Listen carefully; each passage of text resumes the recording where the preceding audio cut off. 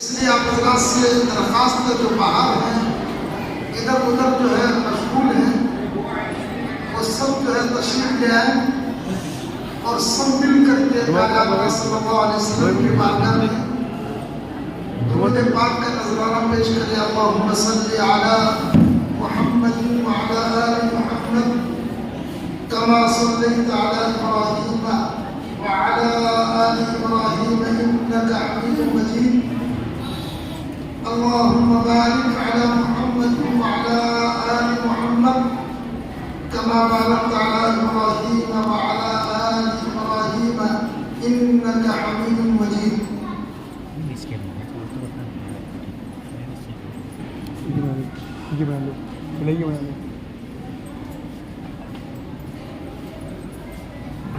بھائیوں بزرگوں، قرآن پاک کی میں نے چند آیتیں تلاوت کی ہے، بس اس کے متعلق تھوڑی سی بات کر کے اس کے بعد دعا ہوگی۔ ایک پروگرام اور رہ گیا ہے یہ کریں گے۔ جو آیتیں میں نے تلاوت کی ہے بزرگوں، یہ اللہ کے کلام کی وہ آیتیں ہیں اور اللہ کے کلام کی وہ وحی ہے جو اللہ تبارک و تعالیٰ نے حضرت محمد مصطفیٰ صلی اللہ علیہ وسلم کو نبوت کا تاج پہنانے کے بعد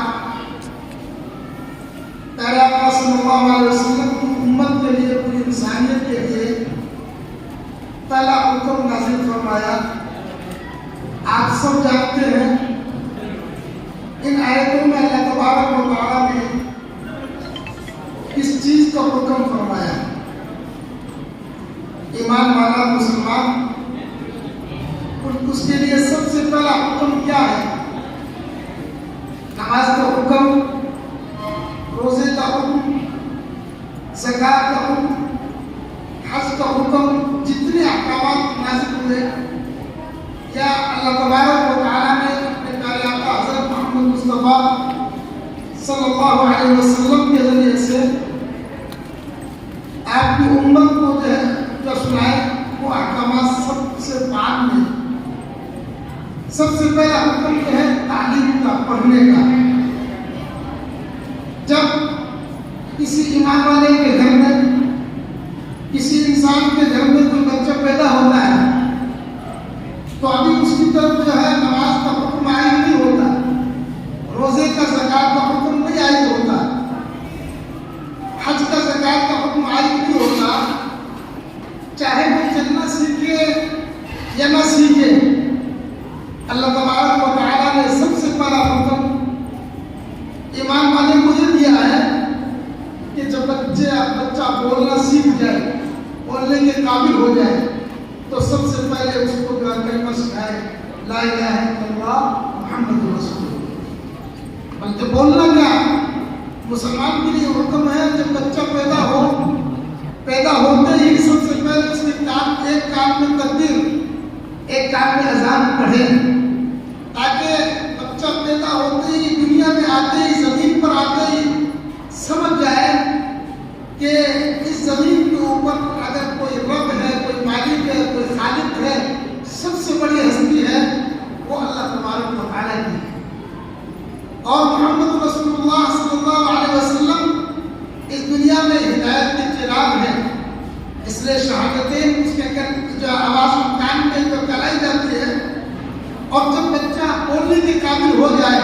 تو اس کی زبان کے اوپر سب سے پہلے جو ہے حکم ہے اس کو جو ہے کلمہ سکھایا جائے، لا الہ الا اللہ محمد رسول اللہ صلی اللہ علیہ وسلم سکھایا جائے۔ اس لیے سارے انسانوں کو، خصوصاً ایمان والے مسلمانوں کے لیے سب سے پہلا حکم ہے اور سب سے بڑا حکم ہے کہ وہ اپنے بچے کی تعلیم کی فکر سب سے پہلے کریں۔ اگر کسی ایمان والے نے، کسی مسلمان نے اپنے بچوں کو اچھا بنگلہ نہیں بنا کے دیا، اپنے بچوں کے لیے زمین جائیداد نہیں کرنے دی، اس کو اچھا کھلایا نہیں، پلایا نہیں، لیکن اس کو تعلیم دلوائی، علم سکھایا، اللہ تبارک و تعالیٰ اس سے مواخذہ نہیں کریں گے، اس سے پوچھیں گے نہیں، لیکن ہم اپنے بچوں کے بارے میں ساری فکر کریں، بنگلہ بلڈنگ زمین جائیداد سب چیز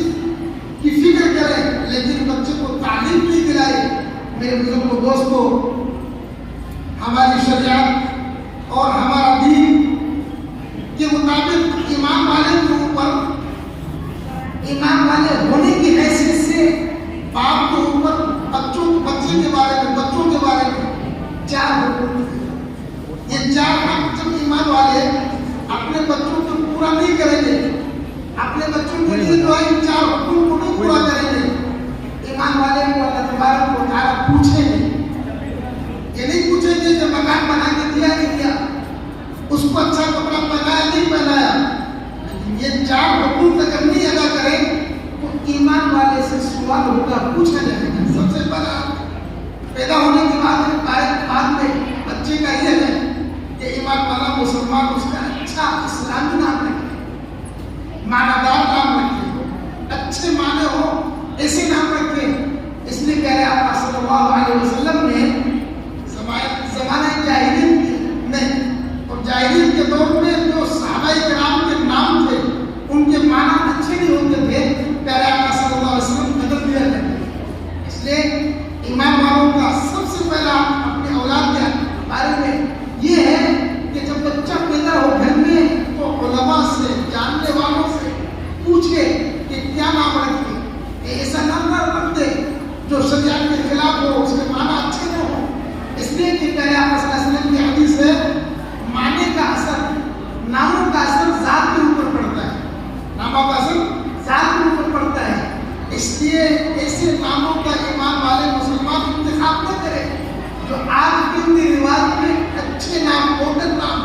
تلاش کرتے ہیں، جو اچھے لگتے ہوں، زبان کو بھاتے ہوں، ایسے ناموں کو تلاش نہ کریں۔ یہ مسلمان کا ایمانی اسلامی حق ہے اپنے اولاد کے بارے میں۔ اگر نام اچھا نہیں رکھا اللہ تبارک و تعالیٰ سوال کرے۔ دوسرا حق بچے کا، اولاد کا ماں باپ کے ذمہ یہ ہے کہ جب وہ تعلیم کے قابل ہو جائے، سمجھنے سوچنے کے بولنے کے قابل ہو جائے تو اس کو تعلیم دے، اس کو جاہل نہ رکھے، تعلیم دے جاہل نہ رکھے۔ اس کے بارے میں ہمارے علماء نے، خصوصاً ہمارے مولانا ناصر صاحب نے بتا دیا، تعلیم تعلیم ہے، دنیا کی تعلیم اور آخرت کی تعلیم، تعلیم تعلیم ہے۔ ایک تعلیم عقل سے تعلق رکھتی ہے، وہ اصلی تعلیم دنیاوی تعلیم، ایک تعلیم دل سے تعلق رکھتی ہے۔ انسان کا دل اور دماغ دونوں اصل ہے پورے جو جسم میں، اس لیے دین کی بھی تعلیم حاصل کرے اور دنیا کی بھی تعلیم حاصل کرے، اور دین اور دنیا کی دونوں تعلیم دلوائے اور دونوں تعلیم کی فکر کرے۔ اگر کسی ماں باپ نے زمین جائیداد اپنی اولاد کے لیے خوب کیا اور دنیا کے اعتبار سے ان کی خوب فکر رکھی، لیکن اس کو تعلیم نہیں دلائی، اللہ تبارک و تعالیٰ اس سے مواخذہ کریں گے، پکڑ کریں گے کہ ان کو تعلیم نہیں دلائی۔ اس لیے ہر ایمان والے کو، مسلمان کو، چاہے اپنے بچوں کو کھلائے کم، چاہے تو اچھا مکان نہ بنا سکے، چاہے زمین جائیداد نہ کر سکے، کوئی ایمان والا، کوئی مسلمان ایسا نہ بچے کہ جو اپنے بچوں کو تعلیم نہ دلاتا۔ بزرگوں دوستو، اس لیے ہمارے ایمان والوں میں 2 طبقے کے لوگ ہیں، ایک وہ جن کے اوپر دنیا کا اثر بہت زیادہ ہے اور ایک وہ جن کے اوپر دین کا اثر زیادہ ہے۔ علماء کرام مدارس کی فکر کرتے ہیں اور عالم اور حافظ اور مفتی شریعت کا علم دلانے کی فکر کرتے ہیں، اور جن کے اوپر دنیا کا اثر ہے وہ جو ہے اصلی تعلیم کے لیے فکر کرتے ہیں۔ یہ وقت وہ ہے کہ جس وقت میں دونوں تعلیم کی فکر کرنا ضروری ہے، دونوں تعلیم کی فکر کرنا ضروری ہے۔ آپ اور ہم سب جانتے ہیں مدارس میں پڑھنے والے طلبا اس کا کتنا جو ہے پرسنٹ ہے، کتنے پرسنٹ بچے جو ہے مدارس میں پڑھتے ہیں، کتنے بچے عالم و حافظ بنتے ہیں، 2 سے 3 یا 4%، اور اس کے بعد کتنے بچے اصلی تعلیم حاصل کر رہے ہیں۔